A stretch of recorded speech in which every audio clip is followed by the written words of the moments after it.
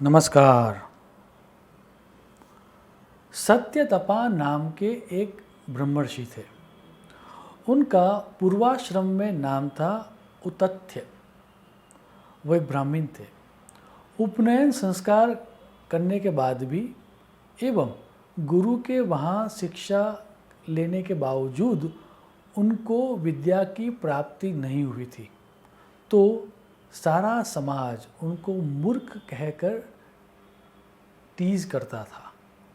अब ये जो पीड़ा होती है ब्राह्मण होकर मूर्ख होना, वो अतिशय होती है और इसीलिए उससे बचने के लिए वो गंगा तट के किनारे पर अकेले रहने लगते हैं। आहिस्ता आहिस्ता वो जगह एक आश्रम में परिवर्तित हो जाती है, लेकिन वो रह रहे थे अकेले। हालांकि वो मूर्ख थे, लेकिन उन्होंने एक नियम बना के रखा था और वो नियम ये था कि वो कभी भी झूठ नहीं बोलेंगे। चाहे कुछ भी हो जाए वह सत्य ही बोलेंगे और इसीलिए उनका नाम हो गया था सत्यतपा। ऐसा करते करते 14 साल बीत जाते हैं। एक दिन वो अपने आश्रम के दरवाजे पर खड़े हुए थे और तभी एक घायल पशु सूअर वहाँ से आता हुआ उनको दिखाई देता है। वो घायल था और उसके पैरों में से खून निकल रहा था। उसकी दयनीय स्थिति को देखकर ऋषि का हृदय करुणा से भर जाता है और उनके मुख से निकलता है ए। ये क्या हो गया?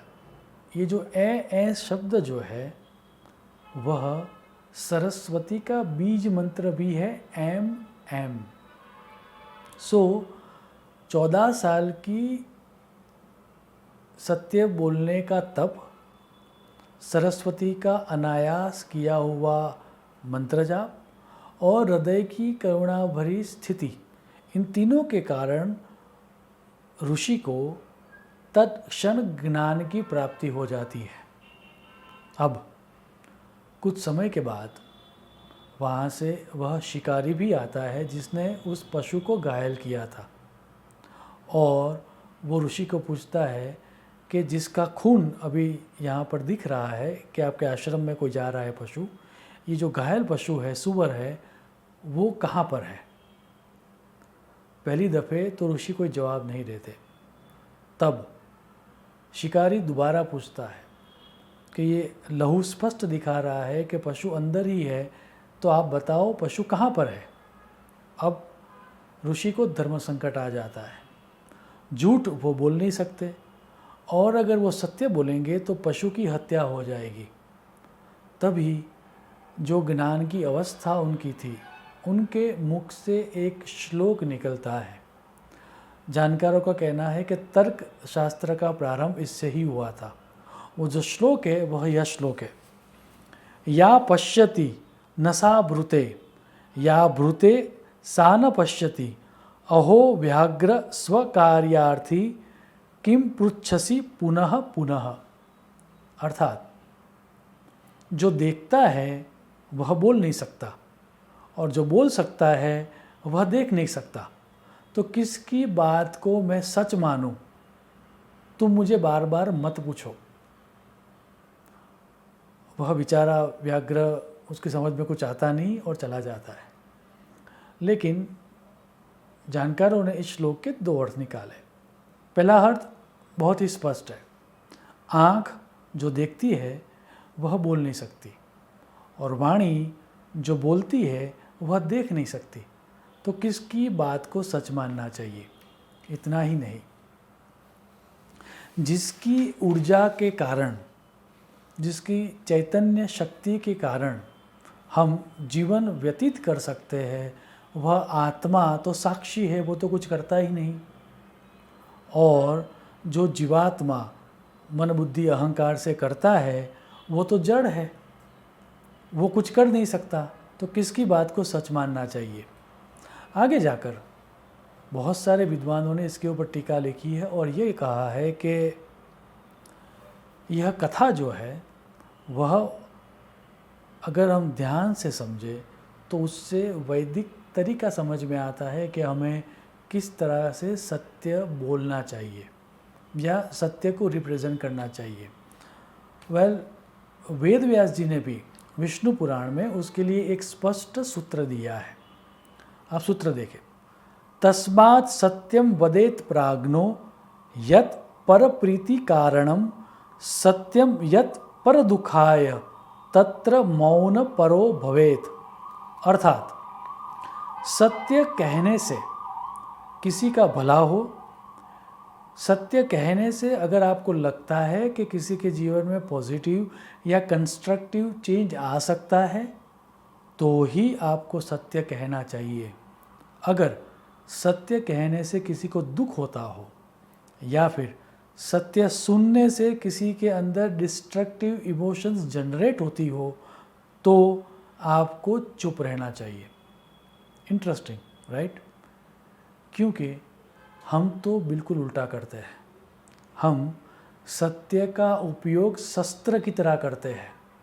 हम सत्य भी तभी बोलते हैं जब हमें दूसरों को हर्ट करना होता है, जब किसी को नीचा दिखाना हो, किसी को ह्यूमिलिएट करना हो, तभी हम मैं तो सिर्फ सत्य कहता हूँ ऐसा कहकर सत्य का उपयोग करते हैं। यहाँ पर शास्त्र में स्पष्ट कहा गया है कि अगर आपके सत्य कहने से किसी को दुख हो, किसी के अंदर डिस्ट्रक्टिव इमोशंस जनरेट हो तो आपको सत्य नहीं कहना है। स्वयं श्री कृष्ण भगवान ने जब वाणी तप की बात आई, वांग्मय तब सत्य किस तरह से कहना चाहिए उसके लिए भगवत गीता में स्पष्ट श्लोक दिया हुआ है।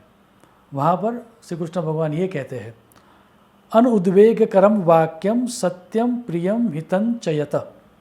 श्लोक को डिकोड करके समझते हैं। सर्वप्रथम तो सत्य अनुद्वेगकरम अर्थात सुनने वालों, जो भी व्यक्ति सत्य को सुन रहा है उसको उद्वेग, दुख, पेन या डिस्टर्बेंस देने वाला नहीं होना चाहिए।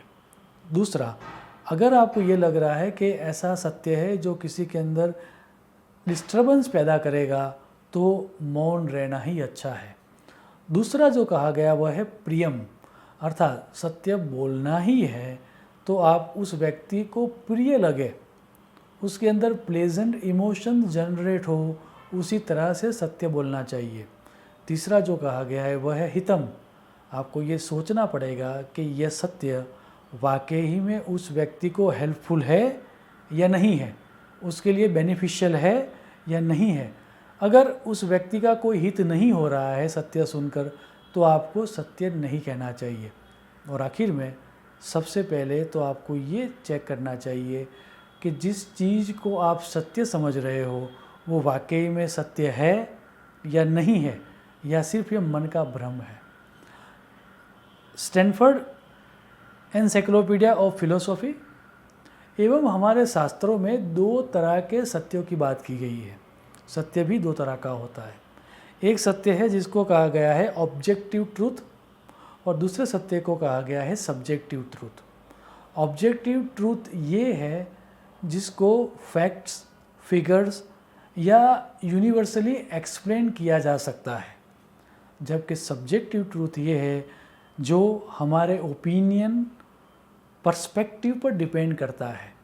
और इसीलिए subjective truth person to person different होता है। और इसीलिए आपको जान के आश्चर्य होगा कि जिन्होंने मनुष्य के ऊपर, ह्यूमन साइकोलॉजी के ऊपर सबसे ज़्यादा काम किया है वैसे मनोवैज्ञानिकों का एवं हमारे शास्त्रकारों का मानना है कि हमारे सत्य में से 90 to 95% ट्रूथ सब्जेक्टिव ट्रूथ होते हैं।